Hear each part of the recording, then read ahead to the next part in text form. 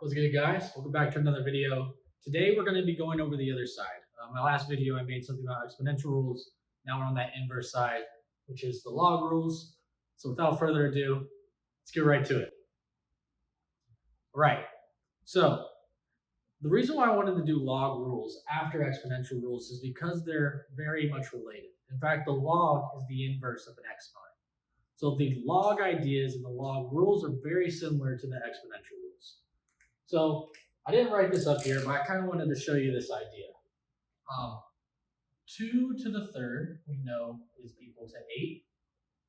And what the log does is the log solves for the exponent.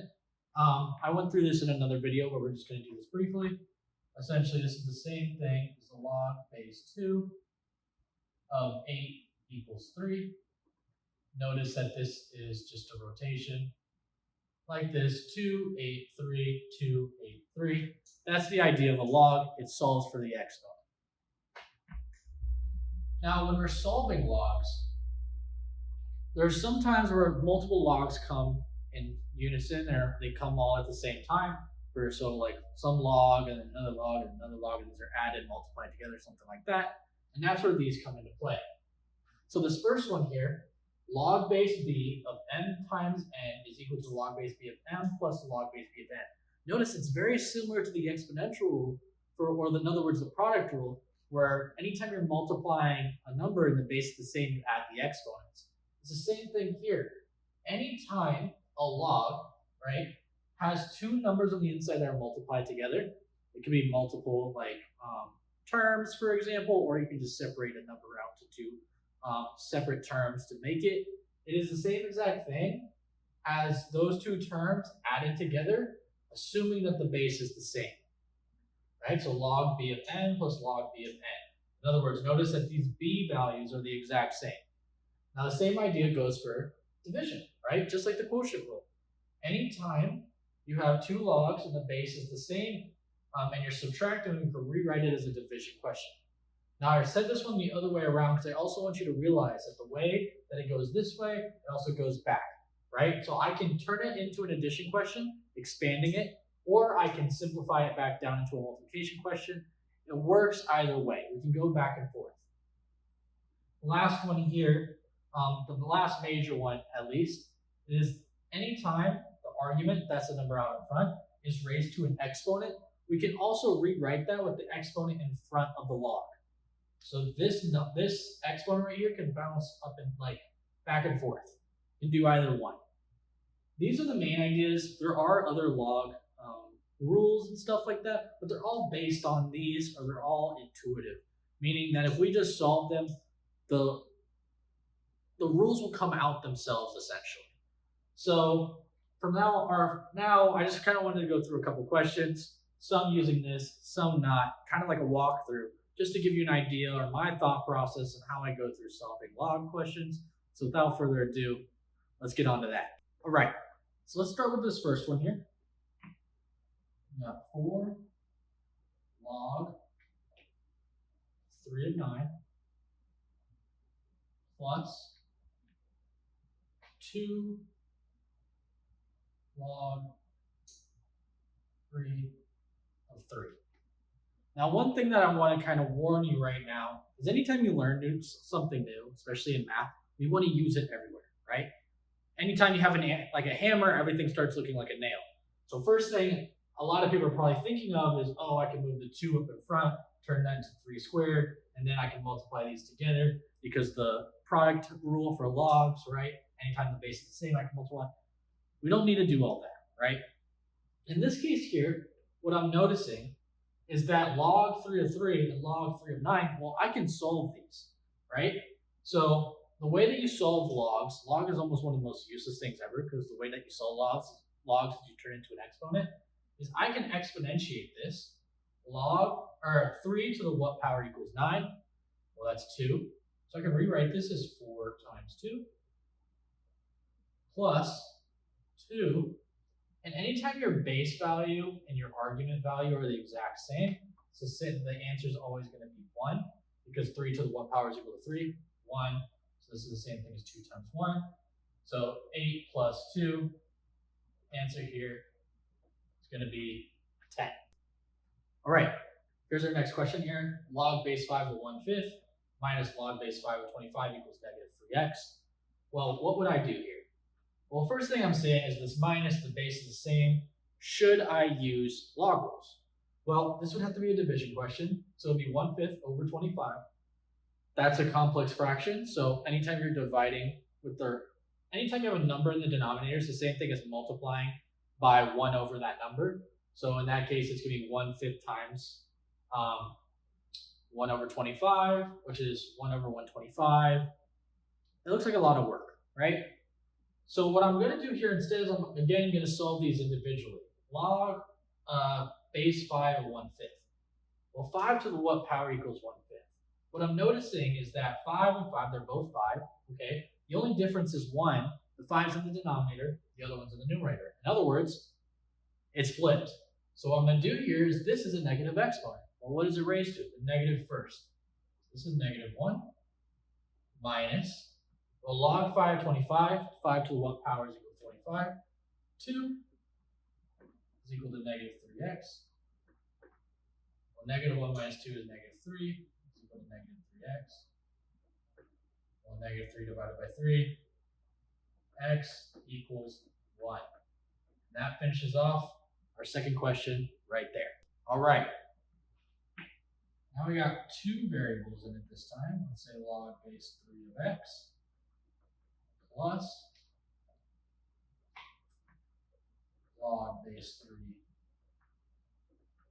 of x minus 6 equals 3. All right. Now it looks like it's about time to use those log identities, right? This is a log rule 1 right here. So what log rule am I going to use? Well, x plus whatever, the bases are the same. I'm multiplying these things together. So what I'm going to do is log base 3 of x squared minus 6x equals 3. Right? In other words, I multiplied the x times the x, got x squared. X times negative 6 got negative 6x. It leads me to this right here. Okay. So now what do I do next?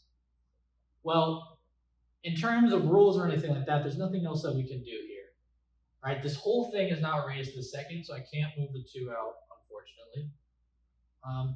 So what I'm going to have to do is, well, I'm done with the log, right? What I'm going to do here is I'm going to exponentiate this thing.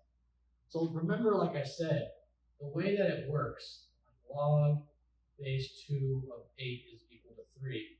This is the same thing as 2 to the third equals 8. Notice this counterclockwise movement.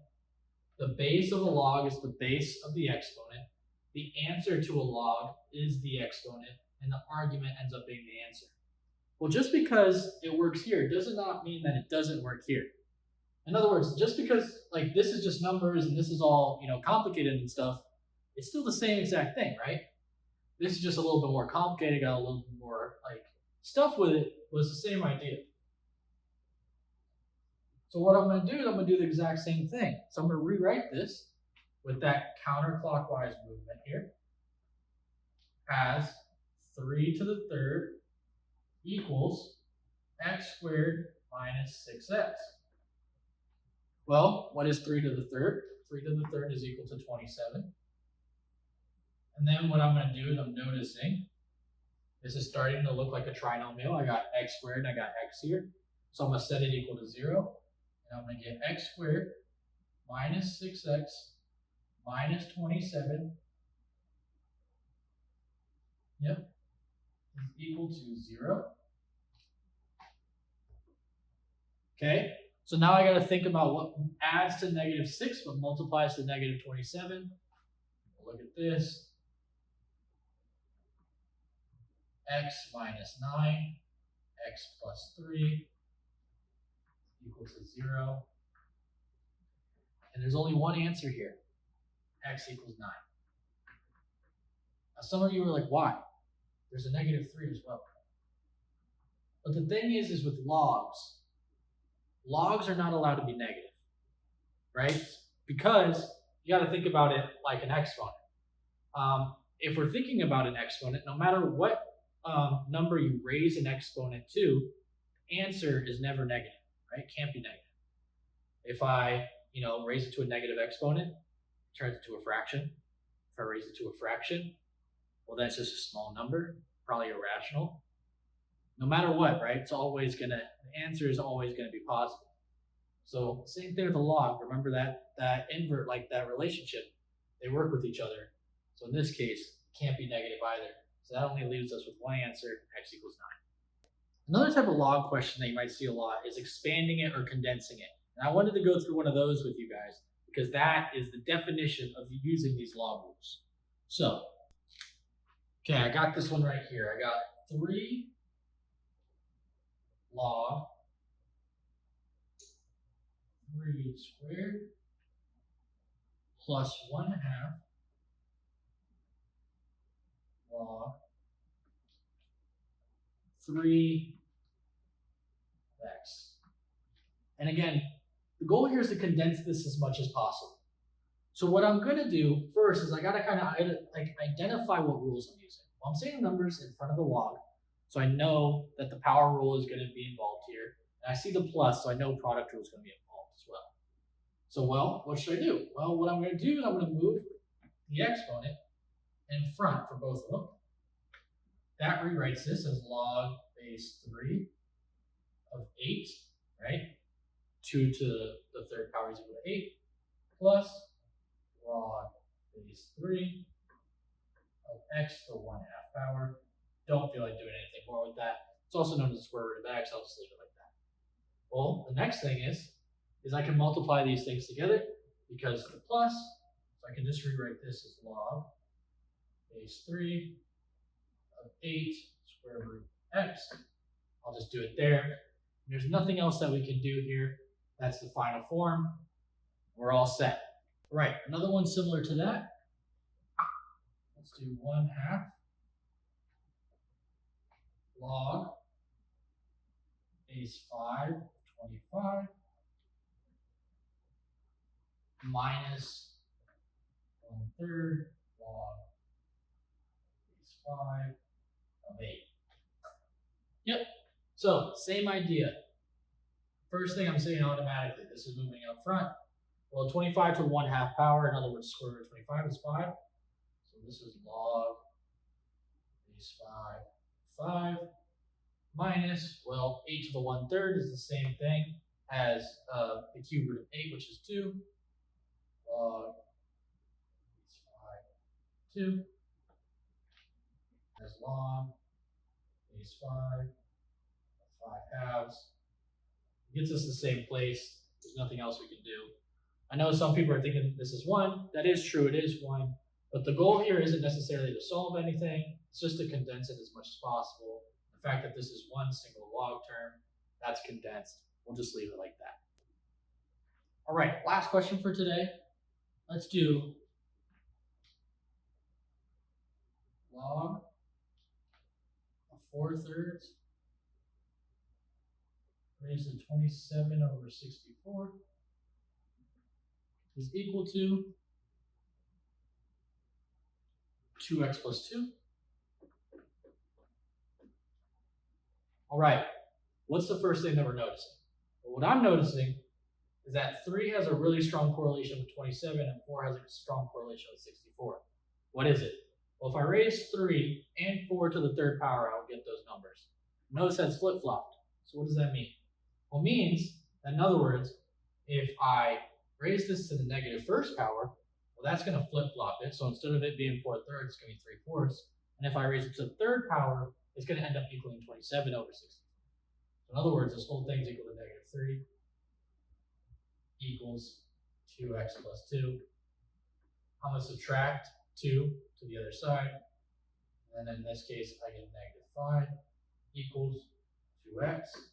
So in other words, I get x equal to negative 2/5, or negative 5/2, sorry.